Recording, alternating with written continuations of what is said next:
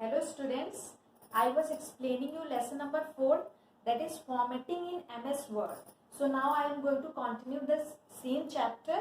Now I am going to tell you the topic, that is setting page orientation. This is setting page orientation. This is the next topic which is given in your book. Now what is setting page orientation? Now there are two types of page orientation available in MS Word. One is portrait, one page orientation that is available, that is portrait, and second one is landscape. Okay, this page orientation means how your page will look when you will open on the MS Word, how it will look. There are two types of orientation, landscape and portrait. And this page orientation option you will get in page layout. When you will go to page layout, page setup option, there you will get page orientation option. What is portrait? When your page is in this way, in vertical form, that is portrait. And when your page is in horizontal form, that is landscape orientation or landscape view. Like this is the book. When I am holding the book like this in vertical position, this is portrait view. And when I am holding the book like this, horizontally, that is the landscape view. So as you want to work in MS Word, you can set this from this page orientation option.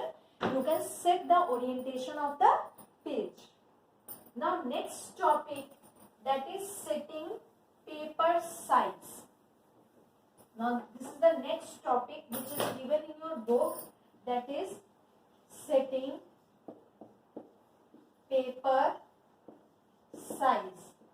Now what is setting this paper size? You can set the size of the paper on which you are going to work in MS Word. This option also you can set from page layout. All these page related options you will get on page layout only. Like setting margin, setting page orientation, paper size, all you will get in page layout. So you will click on page layout and there it will show so many options for setting the paper size. Like you can see in your book one on this page number 38, this box is given. When you will click on this page setup option, this box you will get. In this box, when you will go to this page size, there you will get so many size of the paper, like A4 size is there, A3 size is there, letter size is there, so many sizes are there. Okay, on which paper size you want to use in your document, you can set from there. Mostly we use A4 size because mostly when we print anything, we do on A4 size papers. That's why we use A4 size. If you want any other size, any other paper if you want, you can set from this paper page layout option. You will go to page layout option and from there page setup option you can set the paper size, which size of paper you want in your document. Now next topic which is given in your book, that is working with tabs. Working with tabs. Now what is this working with tabs? You might have seen on the keyboard one tab key is there. Okay, on the left side of the keyboard, one tab key you will get like this, one tab key is there. Using this tab key, you can move in the document. Like as we use space bar key, same way tab key is also there. What this tab key do? Tab key leaves 0.5 inches space between two words. Suppose you have written one word here. When you will press the tab key, your cursor will move here. From here next word will start. Then again tab key, then again. Means it gives a fixed space between the words. That is 0.5 inch. By default it is 0.5 inch.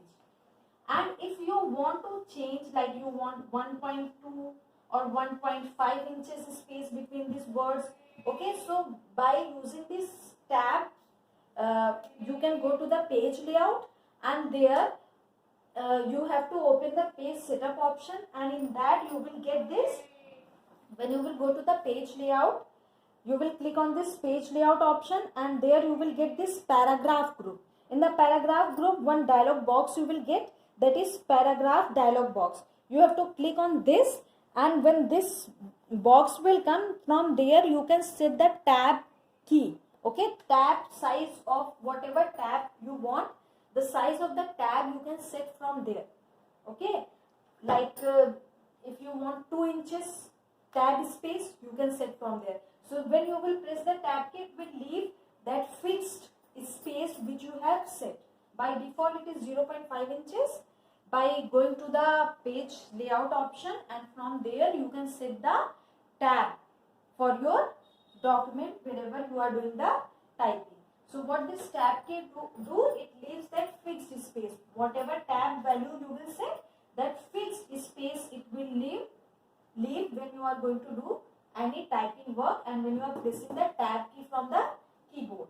So that is the work of the tab key.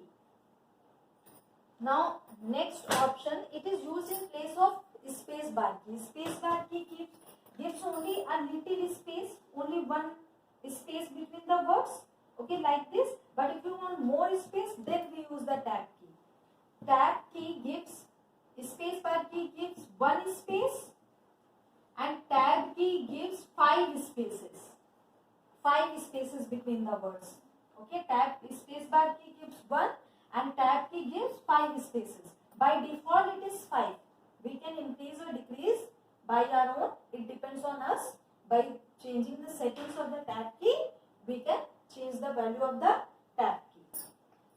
Now see the next topic which is given in your book. That is given on page number 40, that is indenting text. Indenting text. Now what is this indenting? Indenting means moving the text. Means suppose this is your page, okay, and whatever you are writing on the page, moving left or right from the margin is known as indenting.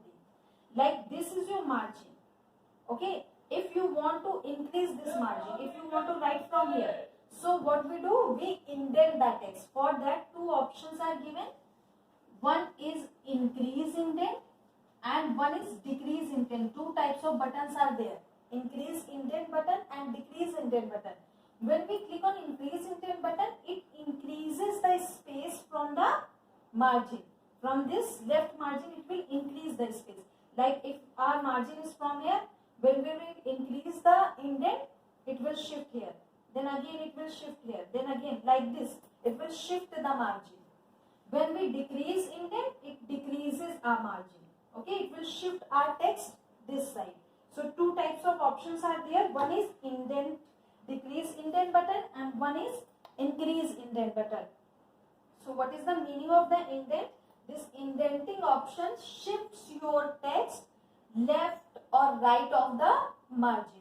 Okay, suppose the margin is here. If you want to start writing from here, so you can shift the text this side using increase indent button, and if you want to decrease the margin, like here, from here you want to write, so you can shift this side by using this decrease indent option. Suppose I am writing here a computer. Okay, now what I want, I don't want to write from here, I want to write a computer from here, from this place. So by clicking on this increase indent option, what it will do, it will shift your margin this side, and whatever you will write, it will appear from here. Okay, like this. Means it will leave this space after the margin, and from here it will write whatever you want to write. It will start from here only.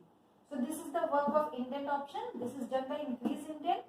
Decrease indent again shifts the text left of the margin, this side of the margin. It decreases your margin. Increase indent increases the margin, and decrease indent button decreases your margin. So this is the work of indent option in MS Word. That is also known as indentation. Okay, indenting text means shifting the text left or right of the margin. That is known as increasing or decreasing the margin of the page. That is known as indenting. Okay, so this much is there in lesson number 4. All of you learn all 4 chapters which are coming in your term 2 exams. and watch the video of every chapter video I have sent on this Wings tuition classes. Okay, you can watch and like and subscribe my channel. Thank you.